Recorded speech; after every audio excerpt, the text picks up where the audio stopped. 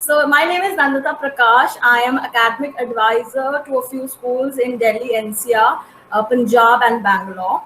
And today, the collection of teachers that have come for this webinar, I would say not webinar, but a teaching session, are from Shri Ram. Most of them are from Shri Ram Global Preschool and Shri Ram Global School, Ludhiana. Then we have teachers from Shri Ram Global School, Gurgaon. We have the principal as well. We have the people from the management committee of BPN Education, and we also have teachers from KR Mangalam, Faridabad. So teachers from KR Mangalam, Faridabad, probably you don't know me in person, and I hope Manmeet has also joined us. Okay, great. So without delaying further, let me begin with the presentation today. So till it gets updated, the screen share, let me tell you what we are going to discuss today. We are going to discuss about the learning theories founded by Edgar Dale. Some of you must have already read about this theory in your B.Ed program, or if you haven't already, or probably have forgotten, this will just refresh the entire learning experience. Edgar Dale lived between 1900 to 1985, and he was an American educationist who taught in Ohio State University from 1929 to 70. Before that, he was a teacher, and the subject which he was teaching was education. He's also known as the father of modern media in education because of the kind of findings which he made in the field of auditory and visual learning, based on which the entire theory of audiovisual learning is based. So, what is he famous for? Why are we studying him today? Why is his research is so interesting? Is because of one very important theory which he concluded, which is in a short form, I can say that children learn by doing when compared to when they hear, read, or observe. So this was deduced by Edgar Dale not in 1960s. It came out in 1960s, but it was based on his cone of experience or cone of learning, as we often call it, which he developed during 1946. It was a model which was created to analyze and understand the channels of imparting education. It tells you about the various experiences and the learning delivery coming out of it. This was based on his book called Audiovisual Methods in Teaching, and first edition, which released in 1946. So you must have heard about these modern terminologies such as learning by doing, experiential learning, or action doing. So we think that these are relatively very new terms, but they are not. They were deduced much before. So let's see. Directly, I am going to discuss the cone. I'm going to discuss everything related to the learning cone while showing you the cone itself. So kindly keep looking at the cursor because I will be highlighting the areas that I'm talking about. So there are 11 stages in this particular learning cone. You would see that about this entire learning experience segment, the most basic, the bottommost experience is the experience which is most concrete in its nature, and the topmost experience is abstract in its nature. And we all know that the learning flows from concrete experiences to abstract experiences, which means that we whenever we start teaching, what are the different ways of teaching and learning? There is a progression which is followed, but it does not at all imply that a concrete experience is more valuable than abstract experience, or an abstract experience is more valuable than low concrete experience. We will understand during the discussion. We will understand how and why. So let's start with the first category here, which is direct and purposeful experiences. So by direct experiences, in a layman's language, as we call it, hands-on experiences. So when children are engaged into doing something on their own, that's when the direct purposeful experiences occur. Now, this is most concrete in its nature because the child is able to feel everything firsthand. Also, maximum of the sensories are involved in this process, and it is a proven fact that when most of your sensories or maximum of your sensories are involved in any kind of experience, the learning outcome is much better. Now, for example, a child must have learned about a chemical reaction in theory, but when they do the chemical reaction in the science lab with the specifications, they see the chemical reaction happening and the product getting created, the new form of chemical getting created. So that's where the retention is most. Second segment, which is here, which is mentioned here at the second bottom experience, is the contrived experience. Now, what are contrived experience? You cannot create everything in real experiences. You cannot bring everything in real. So what we do is we model a real experience. For example, we when we teach table manners to children, we cannot take all of them to the restaurant every time. So what we do is we create a small restaurant kind of a setup in the school, and then we make them sit there and experience like they're in a restaurant. All right. So that is creating a model of a real experience. Similarly, in a planetarium. Now, in a planetarium, if you've visited a planetarium and see the movie that they show, of course, we cannot show the entire galaxy to the children. We can talk about it or show them some pictures. But when they're sitting in a planetarium and you look at the dome above, there is an entire galaxy which is shown. So while sitting in the chair, the child experiences a model of a real experience of being in a galaxy.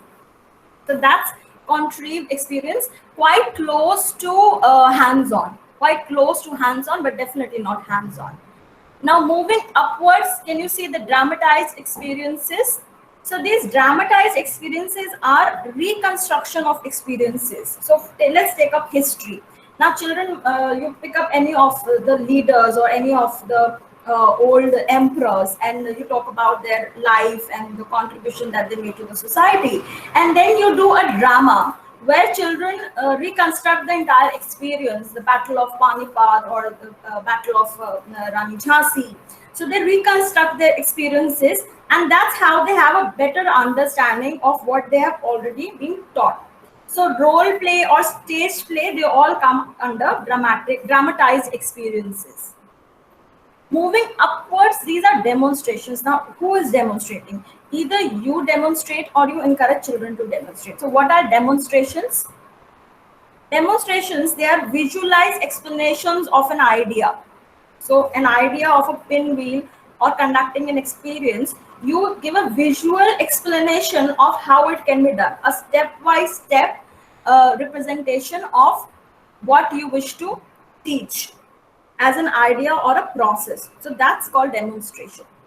Moving upwards, if you see the field trips or the excursions as we call them, why are they important? So children, they watch people doing things in real situations. During field trips, children see people doing or enacting or not enacting, but actually living the real life experiences. Let's take an example. We take children to Pizza Hut or maybe Domino's and show them how the process of pizza making. Right? Similarly, we take them to a Amul factory or a Coca-Cola bottling setup, and then we show them the process through which the entire product goes before it comes out in the market. Right? So children see how it is made. Children see how people are working towards the production of these things. So that's the purpose of field trips. Moving upwards, exhibits. Now, exhibits are basically abstract in nature, right? So exhibitions, they can be art exhibitions or science exhibitions. So if we take science exhibitions, a child has put up a project of a turbine engine. But if you see, practically if you see, it is just an abstract version of an idea. So turbine engine is an idea, right? It is a technology, and a model of a turbine engine is an abstract presentation which represents the meaning and the idea itself, right? So that's what the exhibits do. They give a presentation, abstract presentation to ideas. Similarly, an art exhibition, a child has a concept in mind, and then they put it on paper, they put it on canvas, and then they exhibit. It is open for people to identify the concepts which are hidden in the the representative art which is given, right? So that's another kind of exhibition. Moving on upwards, if you see motion pictures, so in motion pictures, everything is in every video or film or recreating an event or television, whatever we see in television, all these things come under motion pictures. So like in children's case, it can be History Channel or Discovery Channel, where they are recreating events. And History Channel, everything in fact which comes in History Channel is a recreation of an event in the past, right? Similarly, in Discovery, they recreate and tell you the stories of great innovations, right? So motion pictures help you in giving a audio visual representation. Moving upwards, then we have audios, recordings, or photos. Now you see and hear audio recordings and photos. Now, for example, children, you would want children to learn from a famous leader in the past, but you cannot recreate. You cannot give a direct, purposeful experience to children because the person is no more, right? So you go back to the recordings of their speech, their photographs, their audios, and give it to children to listen, to see the way they used to talk and get confidence from it, right? To also to share their ideas, their philosophies. So that's when the audio recordings and photographs support. Moving upward, now these are pictures and visual symbols. These are pretty abstract in nature because they are symbolic, right? It includes chart, graphic, maps, diagrams. So if you see in graphs, the data is given into different bars, right? So if we see from an overall perspective, what are bars? They are just symbols. They just symbolize a particular data. Graph itself is nothing, right? So it is quite abstract in nature. Similarly, maps. Now we cannot show children the entire world. So what we do is we show them the maps. Here we are. So we show them the maps. Similarly, I cannot show a child a cell, right? With the naked eyes, you cannot see a cell, but I can show a diagram of a cell. I cannot show the digestive system to the child, but I can show the diagram of a digestive system to the child, right? So hands-on experiences here will not work because there are certain things we cannot create everything as a hands-on experience. So that's where pictures and visual symbols come into the picture. Moving upward to the last category, which is text and verbal symbols. Now, what are text and verbal symbols? These are the most abstract kind of experience. But yet at the same time, they are very important to generate the higher level of thinking in children. The higher thinking order in a child's brain, this abstract text or verbal symbol is very important. Because after all these experiences the child has had, how are they going to conclude their learning, right? To think it for further, to use it later in their discussions, and to conclude further into their own theories or new theories, they have to have the text or verbal symbols. Now, this otherwise, if you just remove all these experiences, only text and verbal symbols are nothing. But with the background of all these experiences, this is a mode in which the child can outgrow this entire process of learning and reach to the higher order of thinking. Also, moving on to the next way in which this entire learning cone can be interpreted is that if you see there are two types of learning. One is passive and active learning, right? So in passive learning, you are just a recipient. You are a passive learner, right? So if you see in things such as motion picture, audio recordings, pictures and visual symbols, text and verbal symbols, in all these categories, the child is a passive learner, right? Because he's just watching, he's hearing, he's seeing, he's reading, the child is only a passive learner here. However, in creating the exhibition or field trips or demonstrations, in this case, the child can demonstrate. So all these categories, if you see the dramatization, concrete experiences, and hands-on experiences, in all these categories, the child is an active participant. So the active learning is happening through these segments. However, in these segments, the passive learning is happening. Okay, you don't need to take a screenshot of this entire thing, because in any case I will be forwarding this PPT to everyone, and you can keep a note there. Okay, now moving on to another very important discussion. Now we have discussed about all these things. Okay, so coming to another very important topic. But as I said in the beginning itself, I said that having a concrete experience and having an abstract experience is equally relevant. It depends on what is the need of the learning at that time.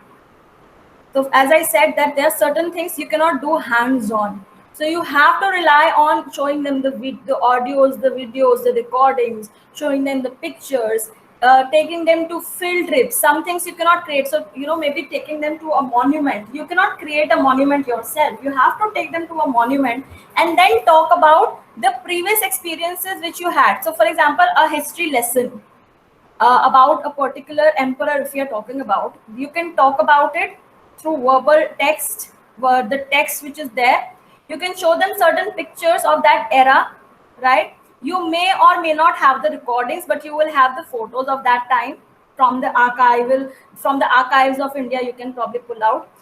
Moving on to, you may or may not have audio visuals available at that time, but you can definitely do a dramatized experience for your children. You can help make the child do the dramatized representation of what they learned, and they can also be taken to a monument which is of the same era or this made by the same emperor. So then the learning becomes complete, and you have utilized all the sources of teaching, all the sources of giving them the right kind of experience learning. This one is called learning pyramid. It is derived from the cone of learning or cone of experience. Now, if you see what we hear or we read in the form of text or in the form of pictures, right? So only 10% the child is able to retain of that information. Right? If you move on and we see that we are able to hear something, we are able to hear the recordings or the voices of people, then 20% we are able to retain the information. This usually can be concluded after 2 weeks of the delivery being given. So if you've given a teaching delivery to children already, after 2 weeks, if you ask them how much do the retention is there, that this is the conclusion. So 10% of what they read, they are able to remember. 20% of what they hear, they are able to remember. What they see only, like pictures, they would remember. 30% retention would be there. If they hear and see both, if like in the case of a video, the audio is also available. If they're able to hear and see it both, they will remember 50% of the content. 50% retention will be there. Now, if they further discuss the concept with other people, if they further discuss it with other people, the 70% retention will occur. And if they experience it themselves, like if you take them to a pizza corner, they discuss it with other people, how the pizza, what they hear and see, how the pizza was made, then they discuss with friends how it was made, and then they make the pizza themselves. So 80% retention happens at that time. Yeah, if you see 90% of what we teach to others, whatever they have learned, if they try to teach to other children or teach back to the teacher, 90% retention is guaranteed. Right? So now it is for you to decide, because everything is, as I discussed in the previous cone, every segment is important, right? Yet there are benefits of each. There is a retention percentage in each, right? So how do you utilize it according to your lesson plans? Now, for example, in online teaching, I've seen a lot of difficulty. I've spoken to a lot of teachers and even children in the receiving end, and what difficulties are they facing? What they're facing is that teachers have now resorted to just the lecture method, right? So this is why it is relevant in today's time. It is relevant today more than ever before, is because there's just one method that we are concluding ourselves to, which is the lecture method.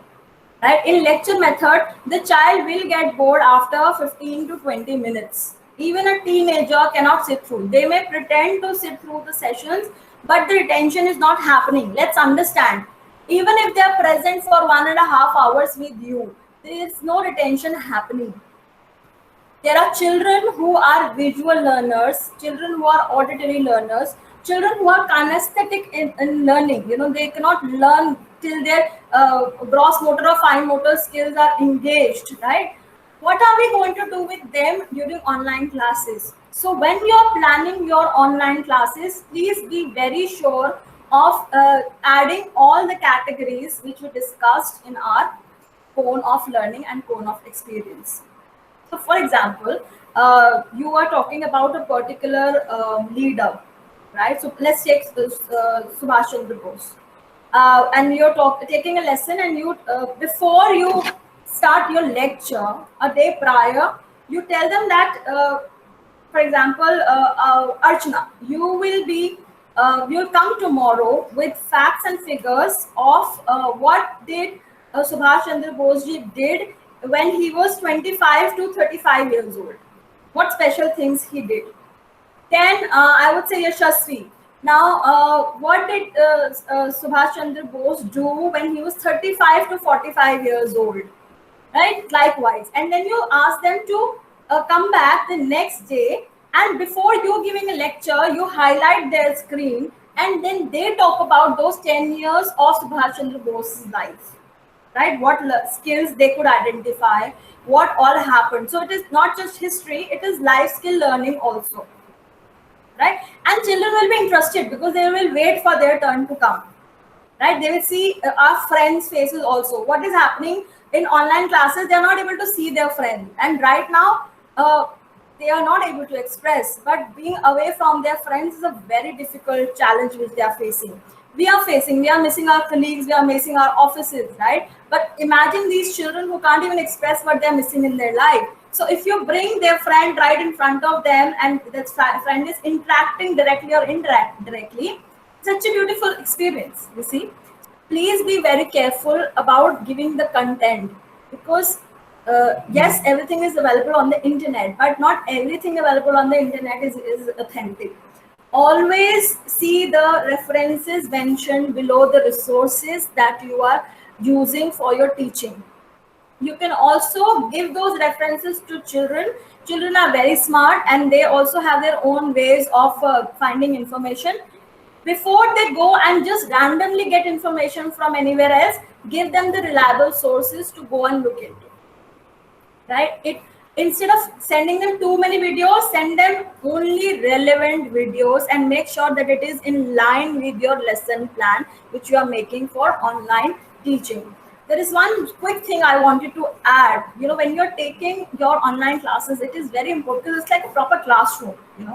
When you used to take your classroom in your schools, you would prepare yourself. You would prepare all the material, all the content with you. You'll be ready with your notes. You'll be ready with your tools and different things, right? Please mentally plan how your online classroom is going to be like. It is very important, because you are confident. You know where you're targeting. It is not about engaging children for 1.5 hours. It is about making it most productive. So that's one. Second is, please be presentable.